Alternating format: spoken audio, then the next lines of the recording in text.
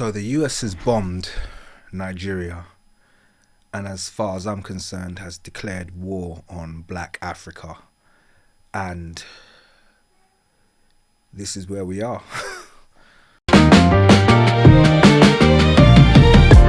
If you knew what you were made of, then we would save the world. I can't believe this is happening. But 2025 has been one of those years where you think you've seen it all. You think things can't possibly get any more bizarre, any worse. And then the president of America declares a war on black people in Africa.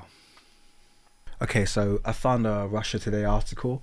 I think for topics like this, they're just a much more reliable outlet than obviously Fox News and even Al Jazeera. Okay, let's go.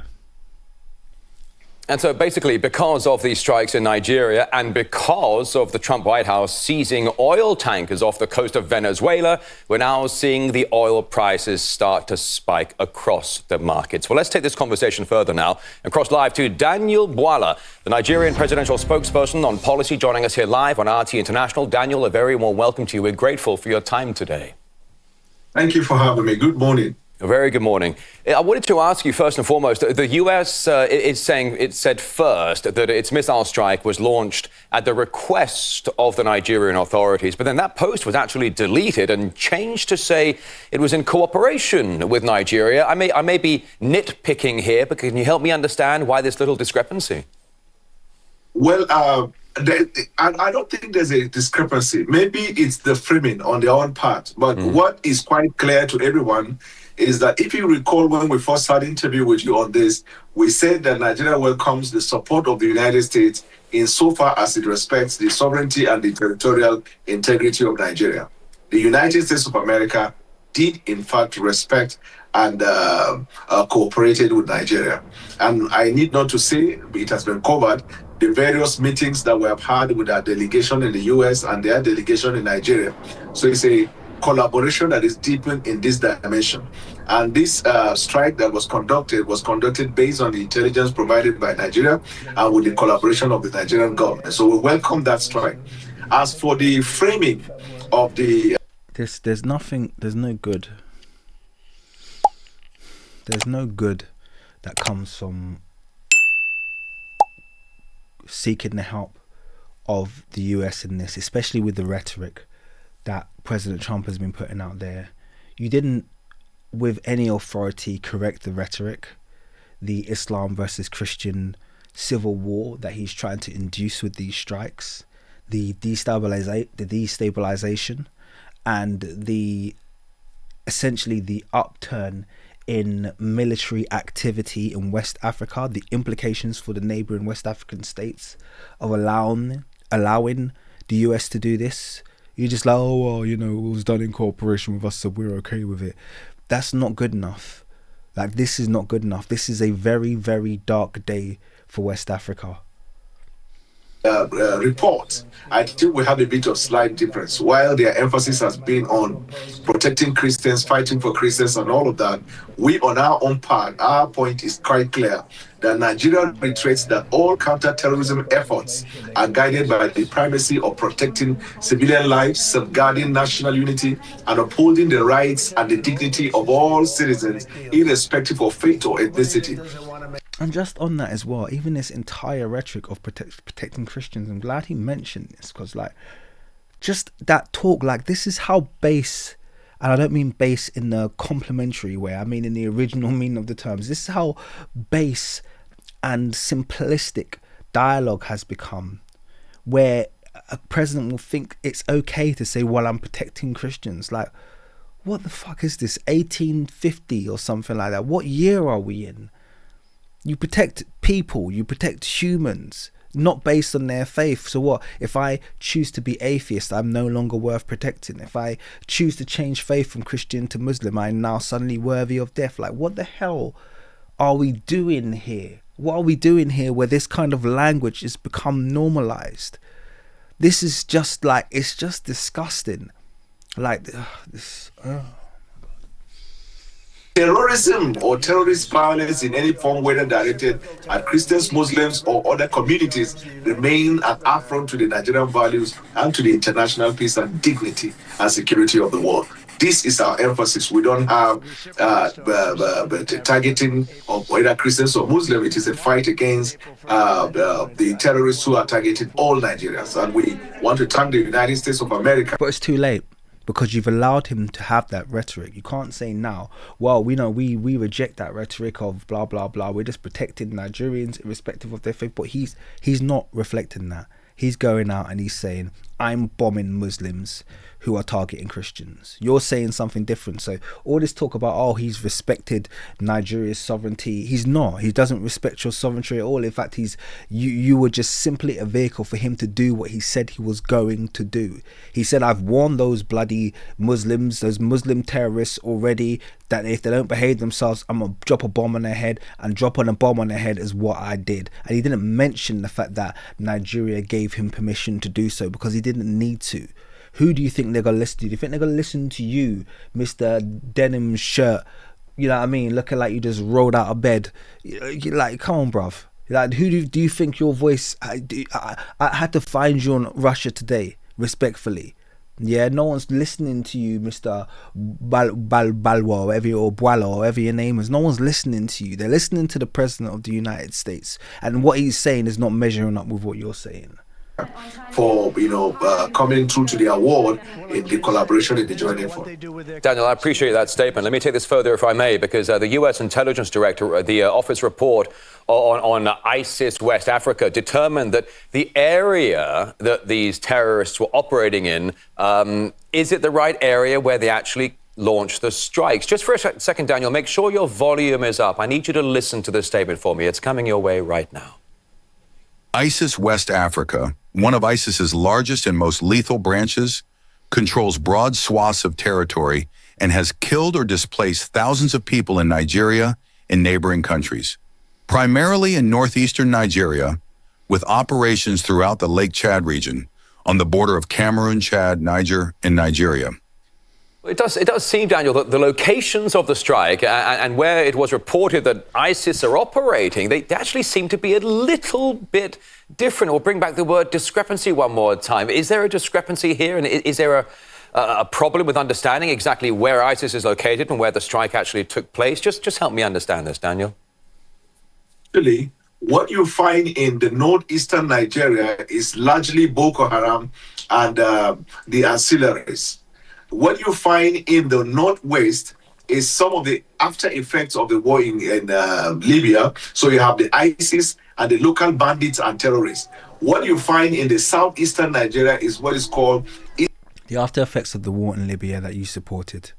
So don't complain about it now, because the Nigerian government supported the efforts of war against the then ruler Gaddafi. Okay, so let's not be revisionist about history. Let's not start talking about it that, oh, well, you know what happened in Libya, like you supported that.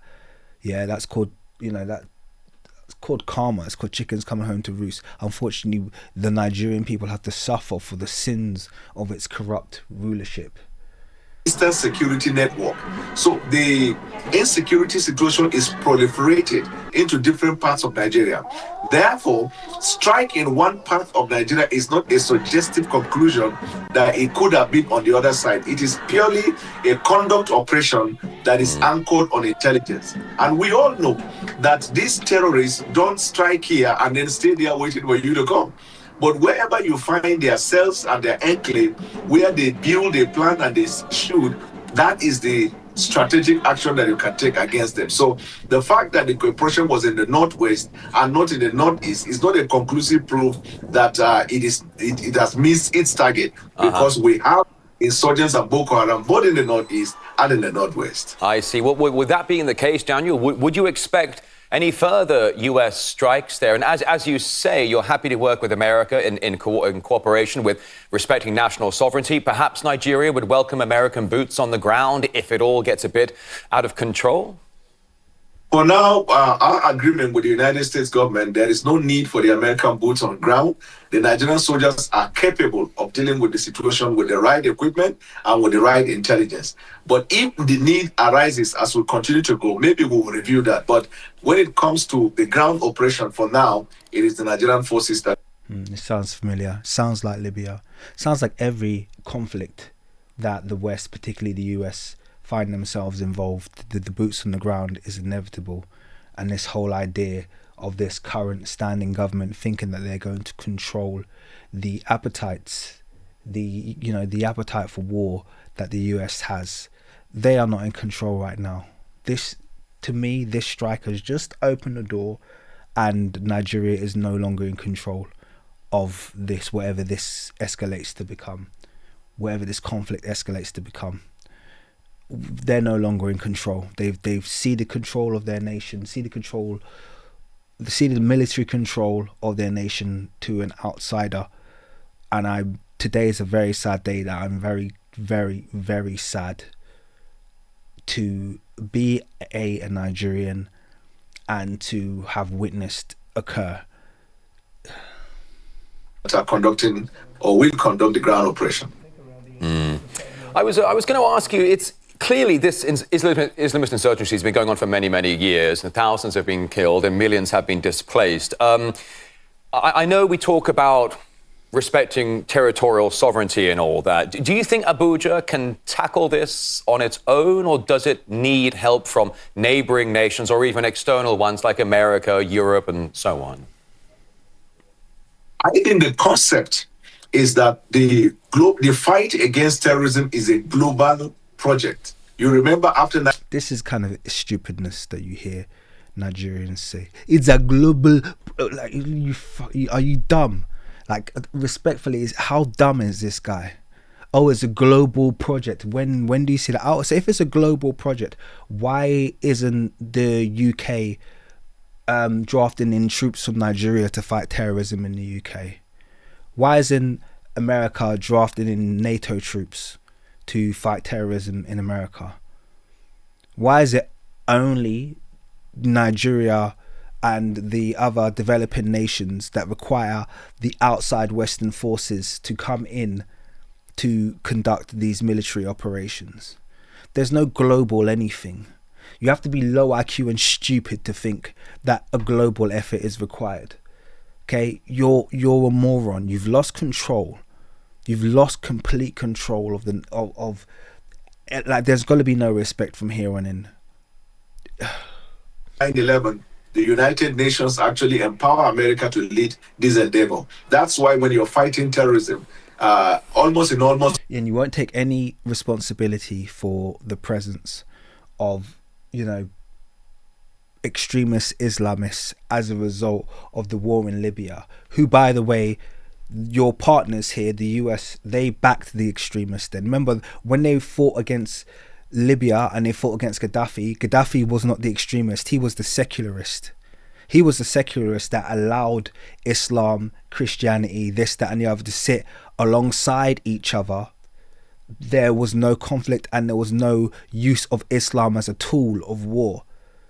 And the people that they backed, ended up, the Benghazites, they're the ones who ended up being Al-Qaeda, ended up being what became the IS. That's who the US backed. So the US, like they've done in every conflict, like they did in the Cold War, backs the extremists, empowers the extremists. The extremists find their way to Nigeria, become a problem, and you call the US to come and fix that problem. All the cases you have to collaborate with the Americans, because the Americans have invested very enormously since 9/11 in the area of counterterrorism and intelligence sharing to the ground operation for stolen assets. And which terrorist problem have they solved as a result of all this? Oh, the Americans, they've made so much investment into this. What have they solved? What have they solved? Name a conflict that they've brought to resolution. Name something they've made better with their bombs of war. Name a situation they went into that was like this and they de-escalated it with their bombs, and now that place is a successful, thriving utopia, or even just a functioning nation. Name one. You can't. If I know this as someone who's not in politics, the fact that you don't know this and you're the spokesperson for the president means you're either stupid or you're in denial. It's one or the other. You're either stupid or you're in denial.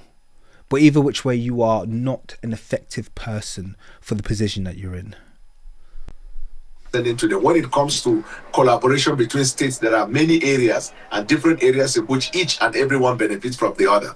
But in terms of whether or not our soldiers are capable of dealing with this situation, I can tell you categorically the Nigerian soldiers are well able and capable with the right, again I emphasize, with the right weapons and with the right intelligence. No one believes you. And the US is not going to hand over its weapons to your soldiers. You should be buying them, okay? If you need weapons, you should be buying them with the sizable treasury that Nigeria has, with the sizable income that Nigeria makes from its oil exporting revenues. You should be buying weapons. You shouldn't be begging them from America. The fact that your government is so flipping corrupt and inept and greedy, and I do know how rich they are, because I know enough people. I know many politicians' kids, and I know the billions, the billionaire families, the multiple billion, maybe a couple trillionaire families in Nigeria as a result of the corruption that takes place in the nation. So don't sit here with your ridiculous, oh well, as long as our soldiers have got the weapon, if they don't have the weapons, buy them. If you don't have the weapons, or you don't have the capability to buy the weapons because of your corruption, don't expect the US to come and solve your problem, because the US are there for one reason, and that's to secure their own interests, and you know what that comes with. Yes. That's a good point there, Daniel. Listen, one more question for you, and I'll let you get out of here soon enough. When it comes to so-called ISIS Africa, Boko Haram, do you have any idea who's supporting them? Where are they getting their money from? Where are they getting their weapons from? We know that, for example, these kinds of groups of mercenary Islamists in Syria, going back 10 years, they were getting financing, hospital treatment, and weapons from certain Western professional partners. I'm just curious as to if you have any idea where this Boko Haram and these ISIS elements are. Such a great question. Let me see what this moron says in response to that, because everyone wants to know, how are these groups funded? Where are they getting the money from to be able to be such a thorn in the side of the Nigerian people? Let's see what Idiot says. Getting their backing. It's $1 billion question, and it's not a question to put. I'm glad he said $1 billion question. Okay, that's a Freudian slip. Push away, quite frankly, because since when Boko Haram started in 2009, you would have thought, with all of the efforts of Nigeria in dealing with terrorism, that they would have finished. But they continue to amass resources, they continue to amass weapons, in some cases weapons that are more higher than the Nigerians. They get medical supplies, like you said. So Dum here did not really pick up on the clues that the interviewer was giving him. Not that they were subtle, but he said quite clearly, when this has happened elsewhere, they found that they were getting their funding from US organizations, okay, alphabet organizations, were making sure that these Islamist groups remained funded because they were benefiting, they were profiting from the destabilization of the region. He gives that point, that nugget, to Moron here, and Moron's only response is, here, it's $1 billion question. We just don't know. We have looked left, we have looked right, we have looked up, we have looked down. We don't know where they are getting their money from. It just seems to material. You know where it's coming from. It's coming from the West. And yet you've made the idiotic decision to partner with the West to go to war against these people who are finding their funding and getting their sustenance from illicit money that's coming from the West. But no, carry on doing your stupidity. And that's why there is this theory that there is a global and foreign interest in Africa, different parts of African countries, where you find foreign interests collaborating with these elements in order to weaken the strength of the country. So, which foreign interests? Are you suggesting that other African nations are feeding them? Because you're an idiot if you're suggesting that. We know a lot of African nations have barely enough in their treasuries for their own selfish needs or for the needs of their people. And you're talking about the fact that other African nations, is that what you're suggesting? Other African nations could be funding terrorism in Nigeria? Are you stupid? We know where the money's coming from. You just don't want to face up to the fact that... the country will perpetually depend on foreign interests. That theory is strong, and that theory has not been debunked. Yeah. I mean, you talk about foreign interest in your country. I mean, Nigeria's got enormous amounts of oil, enormous amounts of natural gas, coal, iron ore, zinc, lead, gold, all sorts of good stuff there. I guess, I mean, you know, it's been said, for example, some of the Europeans who were kicked out of the Sahel region, they were allegedly going after this uranium that was being sent back to France. Is it possible that any of these Boko Haram guys are going after natural resources, or is it really more about a religious insurgency, perhaps? Let's see look at him. He knows what this guy is coming up. He's basically given him everything he needs. You know, he's mentioned France there and certain mineral resources that they're probably after. He's already given him the US and the alphabet agencies.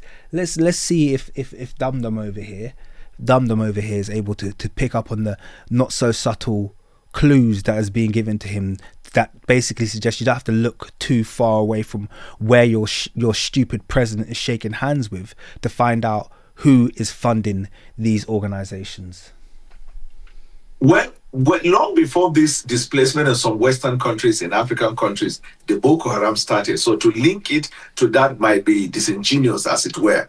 But when it comes to conflict, it's not disingenuous to link it, because whether or not those African nations had thrown away those powers, France, for instance, the desire for those minerals existed. And that was the link that was being made there by the person who's interviewing you, the fact that they wanted access to those things, okay? And that could be what Boko Haram was after. I mentioned earlier about the Monsanto link as well, okay? These are needs, Western needs. Remember, they're out for their own desires, they're out for their own, they're going to look for their own interests, and they're going to fund them however they want to, be it illicitly or through some kind of false partnership or through exploitation. They'll find a way to get what they want.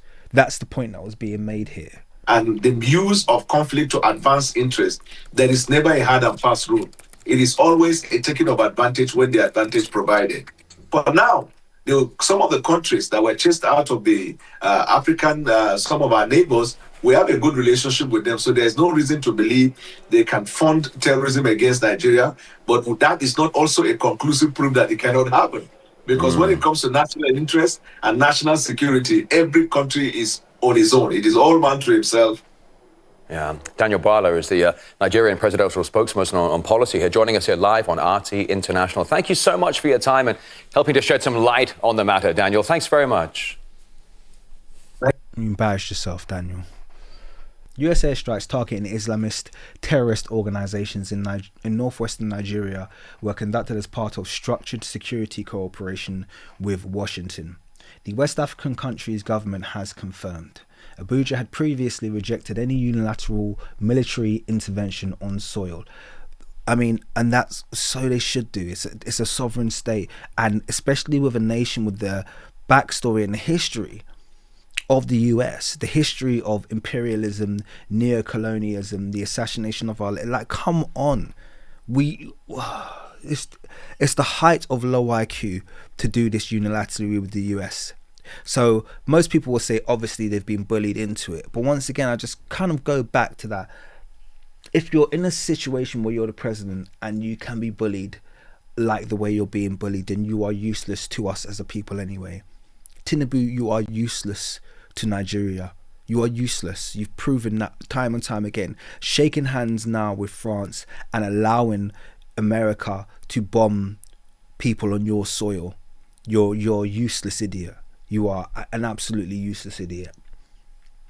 In a statement on Friday, Nigerian Foreign Ministry spokesman Kimebi Imomotimi Ebienfa said the bilateral agreement includes intelligence sharing, strategic coordination and other forms of support in line with international law and mutual respect for sovereignty. There's no respect for your sovereignty there.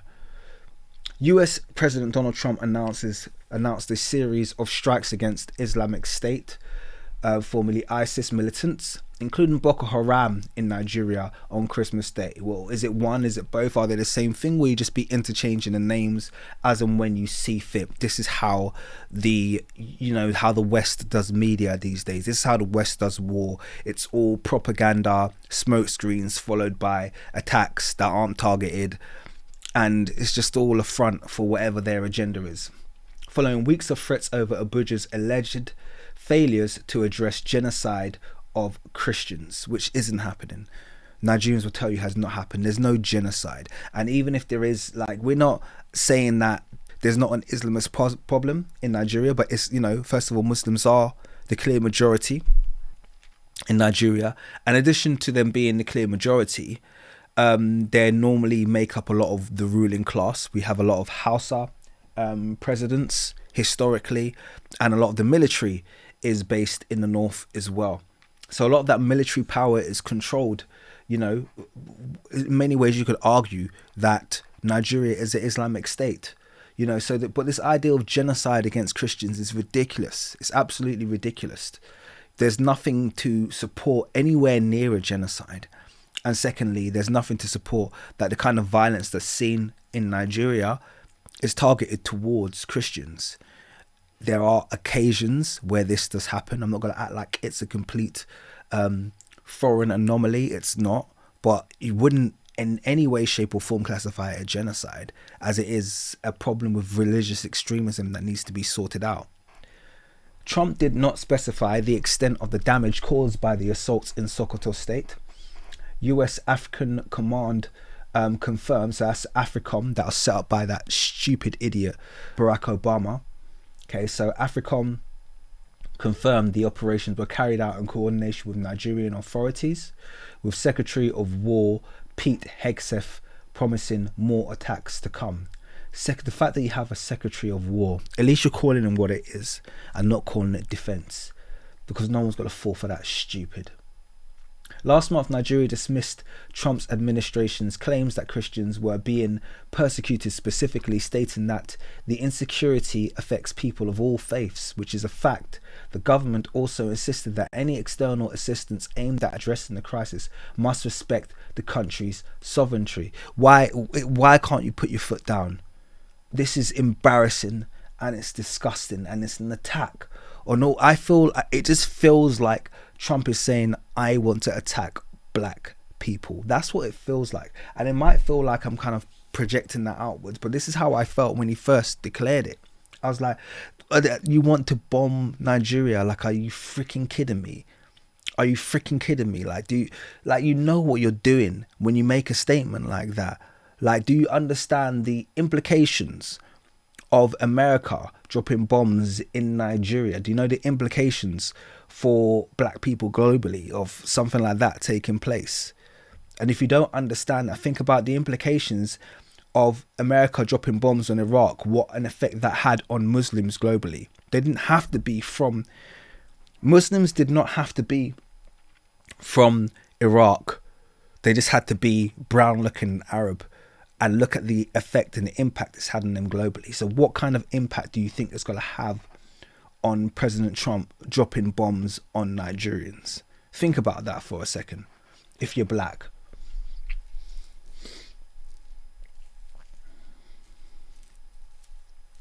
President Bola Tinubu said Abuja welcomes the recent US military strikes since they were conducted jointly with the government.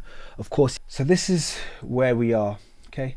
Speaking to RT, Greg Simons, journalism professor at Daffodil International University, believes Trump's military actions in Nigeria are aimed at preventing the rise of rival powers that could challenge US geopolitical dominance. So once again, this is about battering Nigeria into a position where we are not able to negotiate with partners, where we are not able to negotiate our own trading. It's shoring up US military presence, US military dominance of the region, and that's what this is all about. It's all about re-establishing and actually utilizing AFRICOM, which really hasn't been used for a very, very long time. This is about US reminding West Africa that they are the military superpower in the region.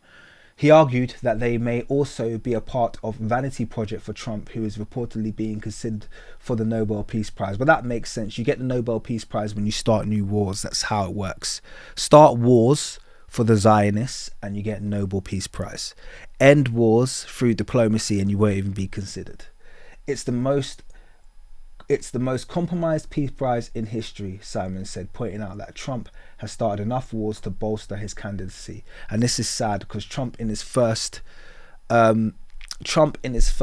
presidency did nothing but end wars, and a lot of people like to try to ignore this, but this is a fact. He did nothing but end wars, and he also even managed to broker a peace deal in Korea, which a lot of people ignored, and he should have got a Nobel Peace Prize for that. But we know that Nobel Peace Prize has got nothing to do with peace and everything to do with Zionist interests. So that's really how that works. But anyway, look, I just wanted to fill you guys in with what was taking place. It's a very, very sad day. I'm quite disturbed.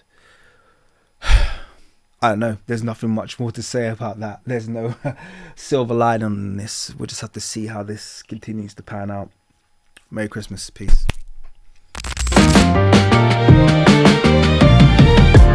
If you knew what you were